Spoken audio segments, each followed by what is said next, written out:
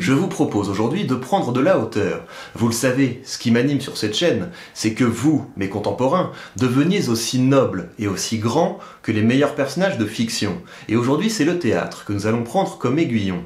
Dans mes lâches soupirs, d'autant plus méprisables, qu'un long camas d'honneur rend aisé excusable. Qu'aucun monstre par moi dompté jusqu'aujourd'hui ne m'ont acquis le droit de faillir comme lui. Quand même ma fierté pourrait s'être adoucie, aurais-je pour vainqueur de choisir Aricie. Se plonger dans une pièce classique, c'est se confronter à la recherche d'un équilibre parfait entre la grandeur des actes et la beauté des discours. À l'aune d'un tel étalon, beaucoup de ce que nous faisons et de ce que nous disons nous semble tout petit. Mais cela ne doit pas nous accabler. Ce que je voudrais au contraire, c'est que les tirades que j'ai sélectionnées déclenchent en vous un sursaut d'orgueil, et peut-être même un sentiment de révolte.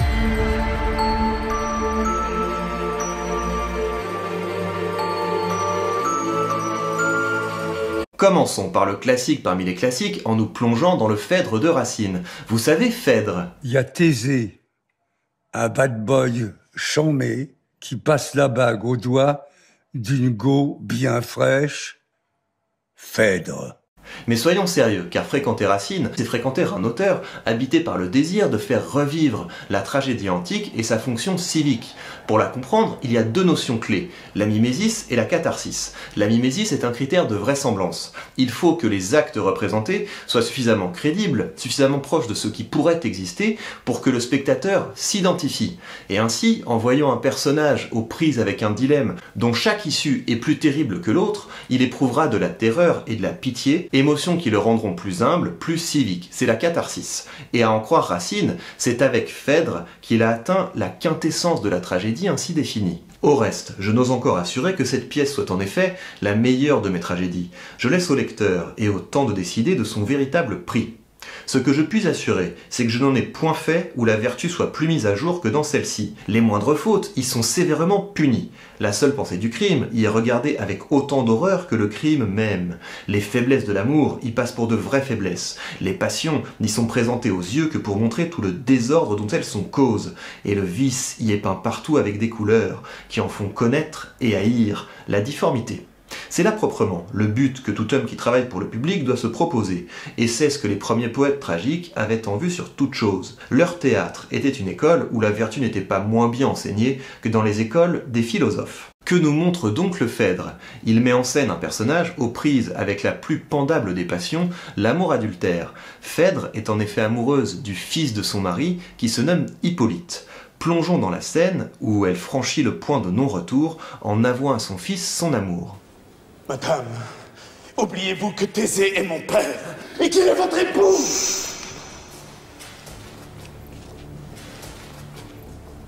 Sur quoi jugez-vous que j'en perds la mémoire, prince? Aurais-je perdu tout le soin de ma gloire? Cet aveu est suivi d'un somptueux morceau de bravoure. Voyez comment Phèdre, rongé par ses passions, perd progressivement la raison. Je t'en ai dit assez pour te tirer d'erreur. Eh bien, connais donc Phèdre et toute sa fureur.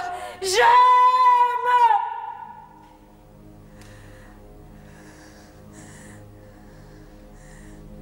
Ne pense pas qu'au moment que je t'aime, innocente à mes yeux, je m'approuve moi-même. Ni que du fol amour qui trouble ma raison, ma lâche complaisance et nourrit le poison.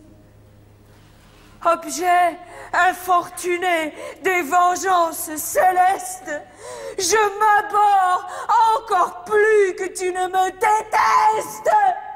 À partir de ce moment, Phèdre passe de l'autre côté, et elle va hâter sa perte en repoussant à chaque acte les bornes de la moralité. Mais arrivée finalement au cœur de la noirceur, elle parviendra, dans ses dernières paroles, à faire rejaillir la beauté. Déjà jusqu'à mon cœur, le venin parvenu, dans ce cœur expirant, jette un froid inconnu. Déjà, je ne vois plus qu'à travers un nuage. Et le ciel, et l'époux que ma présence outrage. Et la mort, à mes yeux, dérobant la clarté, rend au jour qu'il souillait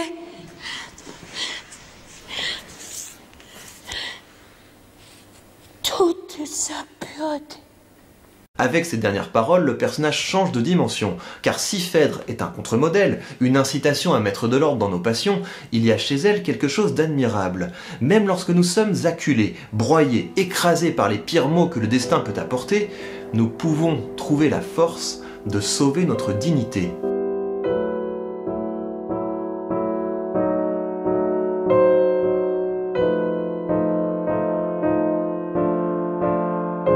La deuxième pièce dans laquelle nous allons nous plonger est loin d'être une tragédie classique, et vous allez vite comprendre ce qu'elle fait ici. Ballade du duel.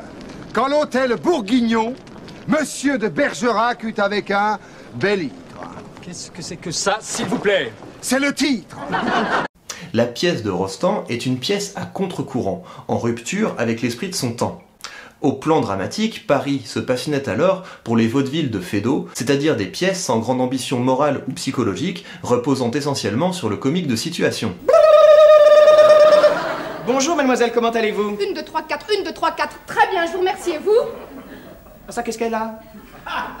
Mais l'époque de Rostand, c'est également une époque hantée par la défaite de 1870 et par la perte de l'Alsace-Lorraine. Et c'est donc dans ce contexte où, comme souvent, esprit de capitulation et divertissement s'entretiennent mutuellement, que notre auteur propose un personnage qui a du cran. Je vous préviens, cher Myrmidon, qu'à la fin de l'envoi, je touche. Cyrano de Bergerac, c'est un personnage qui a du panache, et c'est une pièce qui ose s'affranchir du regard des rieurs pour renouer avec la grandeur. Et voici un passage qui, je l'espère, vous regonflera le cœur. Nous sommes à l'acte 2, et Cyrano est effondré car Roxane, qu'il aime, vient de lui confier son amour pour Christian. Après le départ de Roxane, un personnage puissant, le comte de Guiche, vient le féliciter car il a eu vent de ses exploits l'épée à la main et pour lui offrir sa protection. Mais Cyrano refuse, car il ne veut être sous la coupe de personne. Et que faudrait-il faire? Chercher un protecteur? Puissant, prendre un patron, et comme un lierre obscur qui circonvient un tronc, et s'en faire un tuteur en lui léchant l'écorce, grimper par la ruse au lieu de s'élever par force? Non merci, dédier, comme tous ils le font, des verrous financiers, se changer en bouffon, dans l'espoir vil de voir aux lèvres d'un ministre naître un sourire enfin qui ne soit pas sinistre. Non merci, déjeuner chaque jour d'un crapaud, avoir un ventre usé par la marche, une peau qui plus vite à l'endroit des genoux devient sale, exécuter des tours de souplesse dorsale. Non merci, non merci, non merci.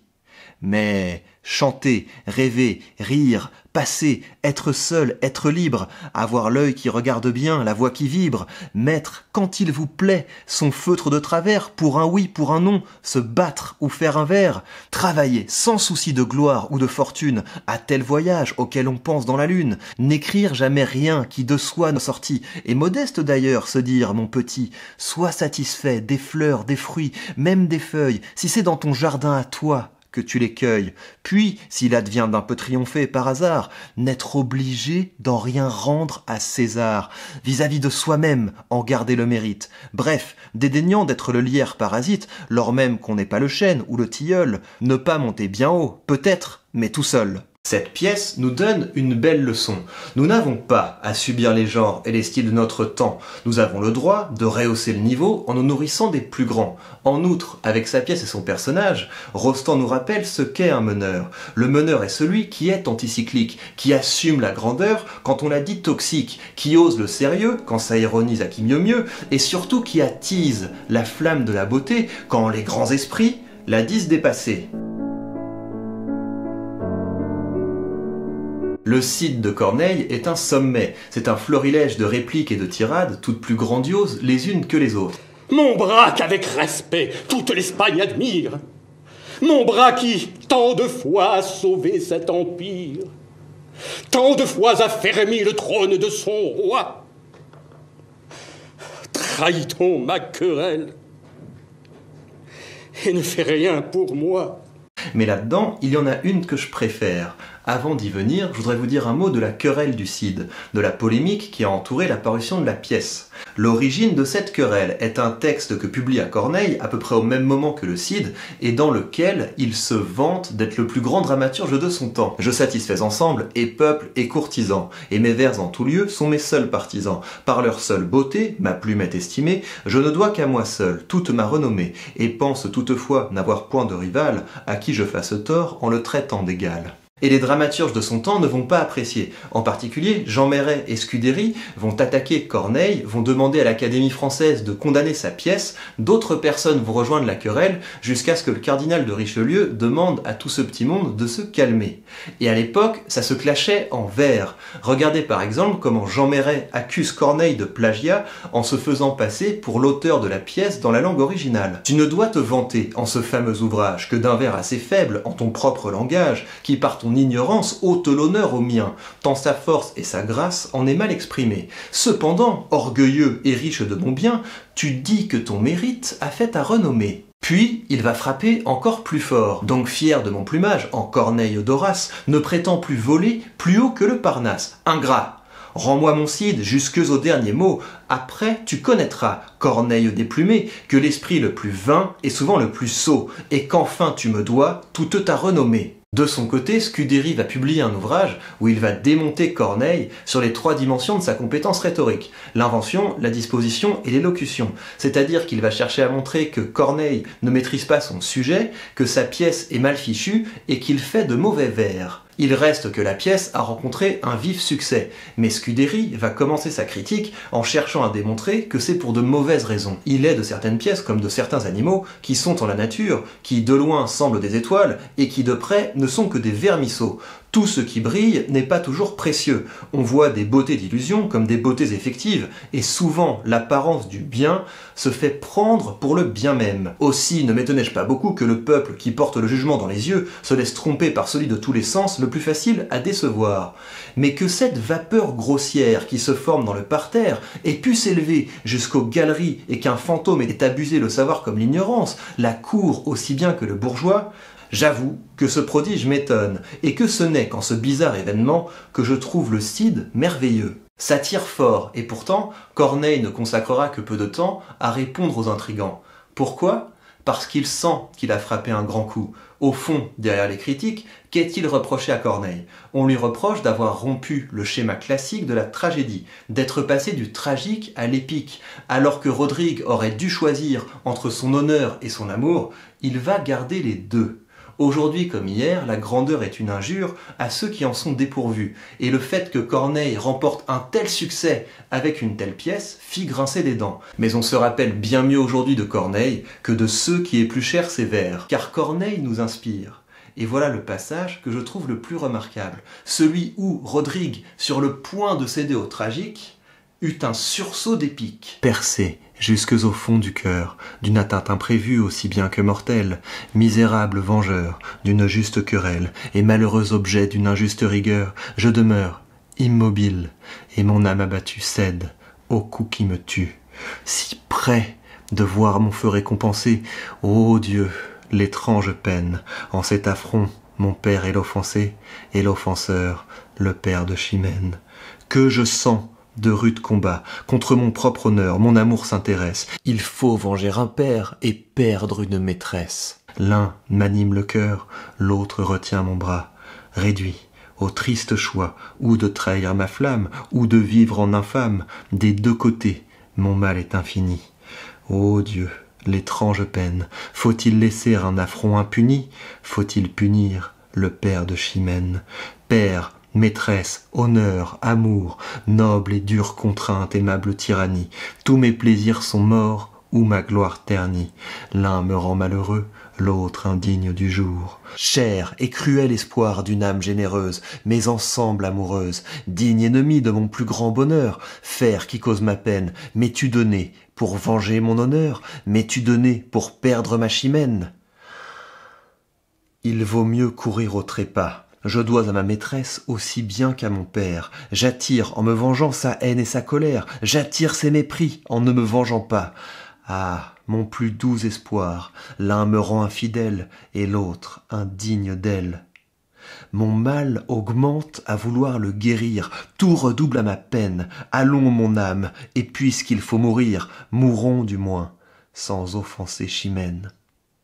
Mourir, sans tirer ma raison, rechercher un trépas si mortel à ma gloire, endurer que l'Espagne impute à ma mémoire d'avoir mal soutenu l'honneur de ma maison, respecter un amour dont mon âme égarée voit la perte assurée, n'écoutons plus ce pensée suborneur qui ne sert qu'à ma peine. Allons mon bras, sauvons du moins l'honneur, puisqu'après tout, il faut perdre Chimène. Oui, mon esprit s'était déçu, je dois tout à mon père, avant qu'à ma maîtresse, que je meure au combat ou meure de tristesse, je rendrai mon sang pur, comme je l'ai reçu. Je m'accuse déjà de trop de négligence, courons à la vengeance, et tout honteux d'avoir tant balancé, ne soyons plus en peine, puisqu'aujourd'hui mon père est l'offensé, si l'offenseur est le père de Chimène.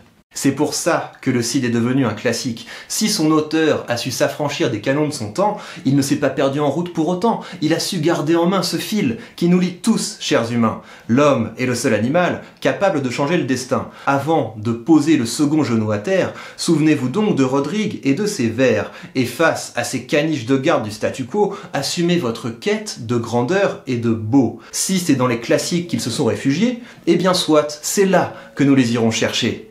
Oh, mais j'entends déjà crier aux réactionnaires. N'en doutez plus, c'est nous, les révolutionnaires. One shot, that's all you got. Take it right now, before you get lost, yeah. One shot, that's all you got. Write your own story, you control the plot, yeah. One shot, that's all you got. Could drop dead now of a fucking blood clot, yeah. One shot, give it all you got, and never back down, no, I'm never gonna stop, yeah.